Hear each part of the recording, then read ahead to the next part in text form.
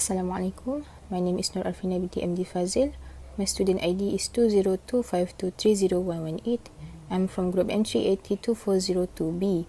This presentation is for the subject Crop Science AGR499 under my lecturer TS Dr. Siti Khadijah Abdul Karim.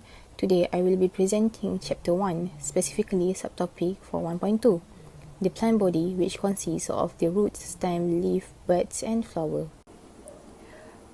For this plant body presentation, the table of contents includes: number 1 is introduction, number 2 is the root process, number 3 is the stem process, number 4 is the buds morphology, number 5 is the flower structure, and the last one will be conclude with the conclusion, which highlights how each component contributes to the overall structure and function of the plant. For the introduction, plants are complex living organisms made up of several organs that work together to support their growth, survival, and reproduction. Each of these organs plays an essential role in helping the plant function, from providing support and transporting nutrients to producing food, absorbing water and minerals, and enabling reproduction. Understanding these parts and their function help us appreciate how plants live and thrive in their environment. Roots are usually the external structures that grow down into the soil. The primary function of the root is to take in the water and nutrients. The plant needs to survive and grow. The water moves from the soil through the roots and stems to the leaf, where it is used in food making process of photosynthesis. Another important function of roots is to hold the plant firmly in the soil in which it grows. This helps to prevent them from being washed away by water or blown away by wind. There are two main types of roots. Some plants have roots that are shallow and branch out to cover a large area. These roots are called fibrous roots. Fibrous roots help the plant to take up lots of water when it rains. Other plants have one main root, called a taproot, which grows deep into the soil. This helps to reach water deeper underground. Next slide is about internal structure of roots. Epidermis is the outermost layer of cells in the roots. It absorbs water and mineral from the soil roots. Hair, which are extension of epithelial cells, significantly increase the surface area for absorption. Next to the epidermis is the cortex. It is located between the epidermis and the vascular cylinder.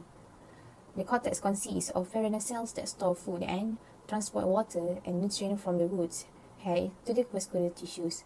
Endodermis is the innermost layer of the cortex. It acts as a selective barrier that regulates the movement of water and nutrients into the vascular cylinder.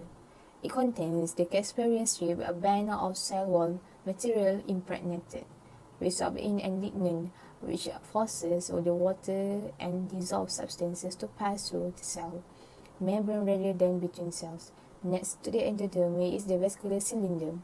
It is the central part of the root surrounded by the endodermis. The vascular cylinder contains the vascular tissues that transport the water and nutrients. Throughout the plant, the pericycle is the outermost layer of the vascular cylinder just inside the endodermis. The structure of the stem. The stem transports food, water, and minerals between the roots and leaf. What is the structure of the stem?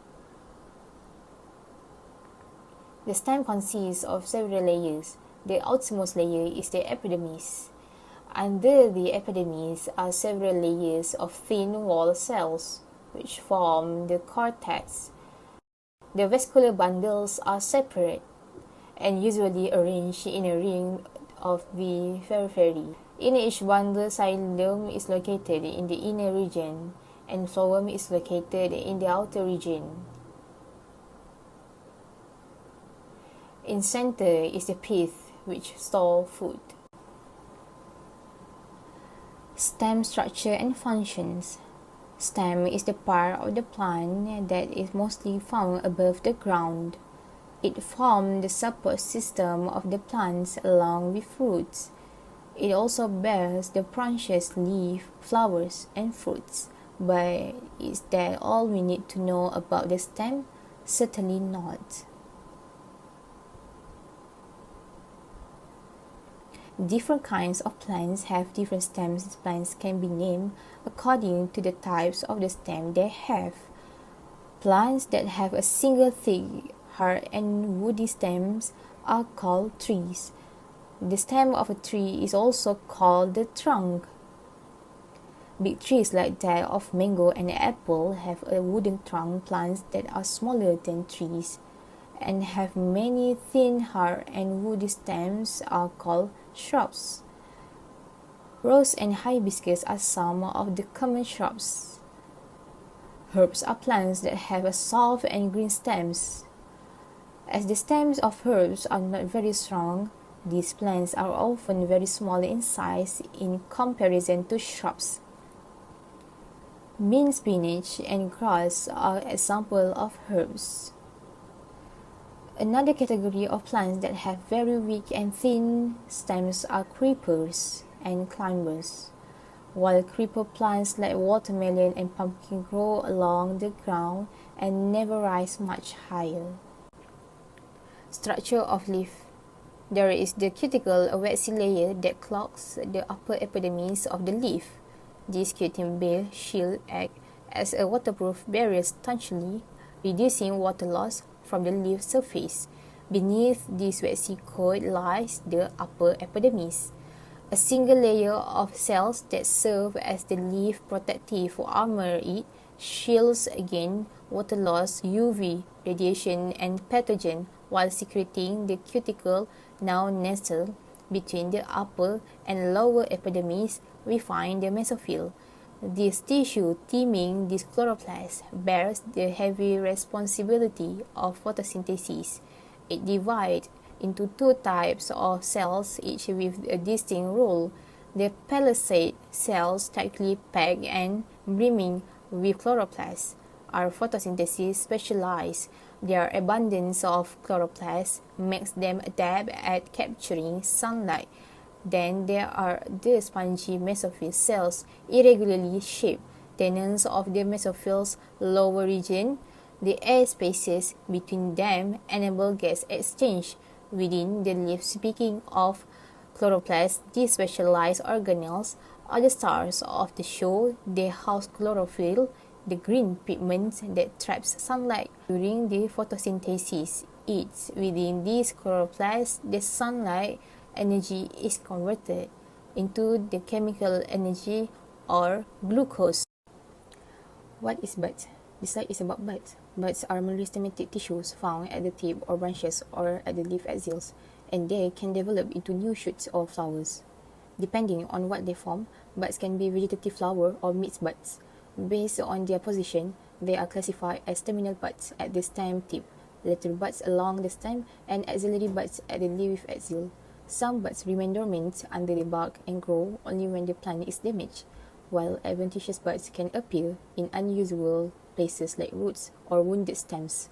In deciduous plants, leaf scars can be seen below the buds after leaf fall, showing where the leaf was once attached. The structure of flower. The flower is fundamentally a structure designed for reproduction. It centers on two main organs. Number one is female pistils that consist of stigma, style, and ovary, while the male stamen consists of anther and filament. The stamen produces pollen, which must reach the pistil for fertilization to occur in the ovary. The vibrant petals and supporting sepals serve to attract external helpers like insects or birds like bees, which facilitate this critical transfer of pollen, ensuring the continuation of the plant species.